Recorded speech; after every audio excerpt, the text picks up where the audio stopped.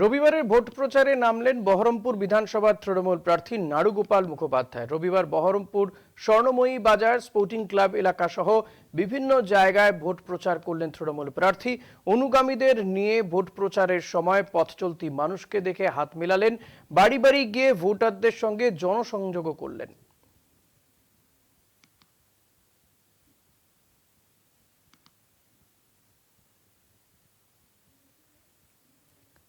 নাড়ুগোপাল মুখোপাধ্যায় তৃণমূল প্রার্থী বহরমপুরের, তিনি জনসংযোগ সারলেন। রবিবাসরীয় প্রচারে ব্যস্ত, পায়ে হেঁটে প্রচার, পাশাপাশি বাড়ি বাড়িতে গেলেন নাড়ুগোপাল মুখোপাধ্যায়, বহরমপুরের তৃণমূল কংগ্রেস প্রার্থী।